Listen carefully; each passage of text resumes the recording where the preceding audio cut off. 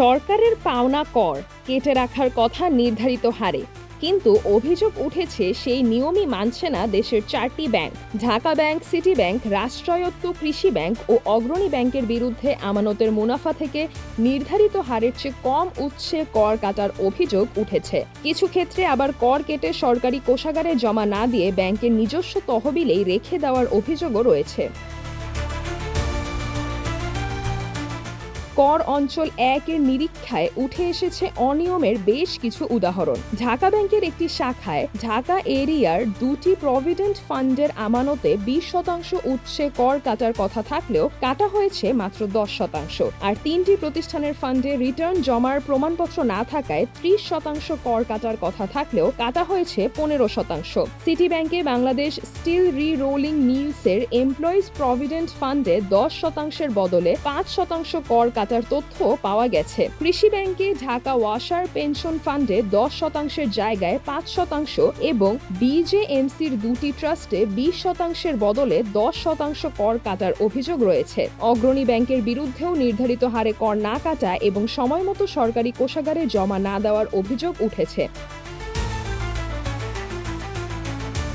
কর কর্মকর্তাদের অভিযোগ, কিছু ক্ষেত্রে কর কেটে রাখার পরও নির্ধারিত সময়ে সরকারি কোষাগারে জমা দেওয়া হয়নি। অর্থাৎ একদিকে সরকার পাচ্ছে কম রাজস্ব, অন্যদিকে কেটে রাখা করের অর্থ কিছু সময় ব্যাংকের নিজস্ব তহবিলে পড়ে থাকছে। কর কর্মকর্তাদের ভাষ্য, এতে সরকার রাজস্ব হারালেও ব্যাংকগুলো ওই অর্থ ধরে রেখে আর্থিক সুবিধা পাচ্ছে।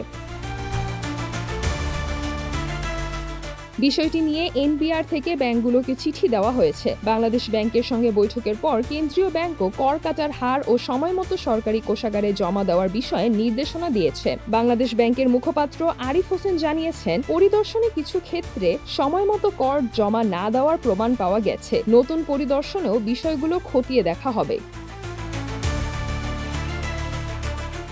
অগ্রণী ব্যাংকের এমডি বলেছেন, আইনে নির্ধারিত হারেই উৎসে কর কাটার কথা এবং আইন ভঙ্গ করলে শাস্তির ব্যবস্থা রয়েছে। অন্যদিকে ঢাকা ব্যাংকের সিইও দাবি করেছেন, ব্যাংকটি কমপ্লায়েন্স মেনে চলে। আয়কর কর্তৃপক্ষের পাওনা পরিশোধ করা হয়েছে এবং এই বিষয়ে থ্যাঙ্কস লেটারও পাওয়া গেছে। তবে কর অঞ্চল 1-এর নিরীক্ষা ও চিঠিপত্রে যে প্রশ্ন উঠেছে তার পূর্ণাঙ্গ নিষ্পত্তি এখনও আলোচনার বিষয়। সিজরাতুল আভা, দৈনিক আওয়ার বাংলাদেশ।